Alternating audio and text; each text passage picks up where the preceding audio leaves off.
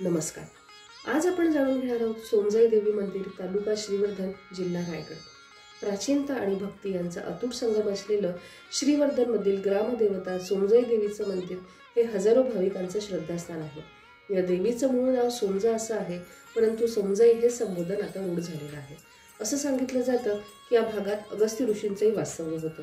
या मंदिराच्या गर्भगृहातील चांदीच्या सिंहासनावर ठेवण्यात आलेलं अंदीच्या पेटीत शाळीग्राम आहे।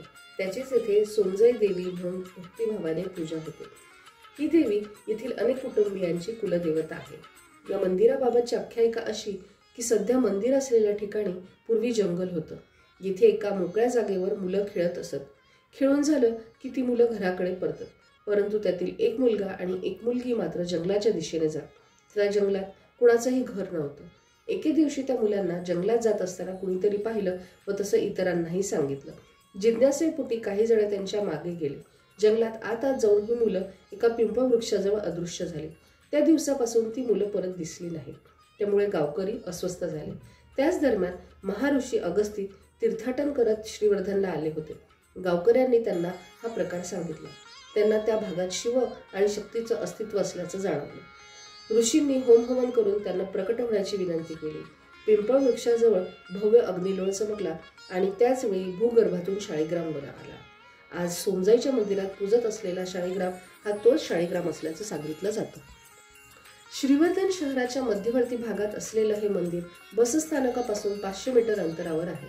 येथील तांबडी टेकडीच्या पायथ्याशी असलेल्या या प्राचीन मंदिराची स्थापना अगस्ती मुनींनी केल्याचं सांगितलं जातं।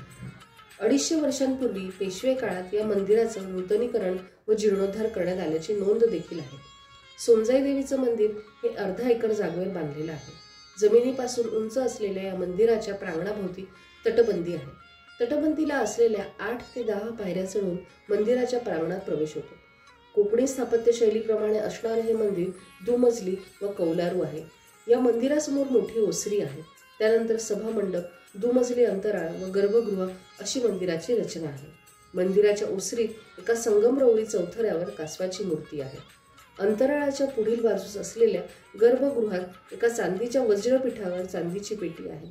त्या पेटीत सोमजाई देवी शाळीग्राम रूपात असून शिवभवानी, नंदी व वासुकी या शक्ती त्यात एकवटल्या आहेत। असं सांगितलं जातं की या शाळीग्रामाची येथे देवीचं स्वरूप म्हणून पूजा केली जाते।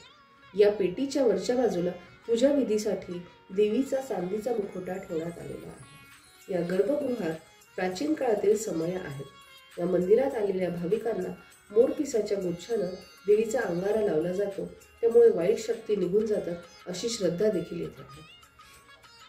या मंदिरात अर्धनारी नटेश्वराचं अस्तित्व आहे आणि त्याच्याकडून मनोकामना पूर्ण केल्या जातात अशी देखील येथील भाविकांची श्रद्धा आहे।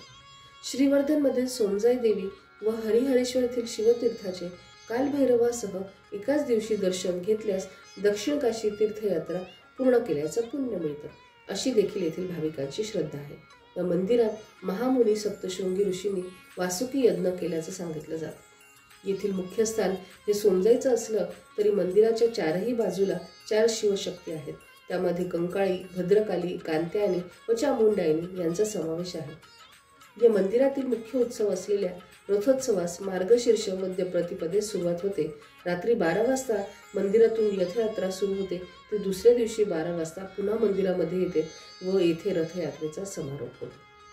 तर कशी वाटली तुम्हाला ही माहिती मला नक्की सांगा। तुम्ही कधी कोकणात गेलात तर सोमजाई देवीच्या दर्शनाला नक्की जा आणि माझ्या चॅनलला नक्की लाईक करा, शेअर करा आणि सबस्क्राईब करा। तुम्हाला माझा व्हिडिओ कसा वाटला हे मला कमेंट्सद्वारे नक्की कळवा। माझे असेच अनेक देखील व्हिडिओ आहेत, ते नक्की बघा आणि ते देखील मला कमेंट्सद्वारे नक्की कळवा। धन्यवाद।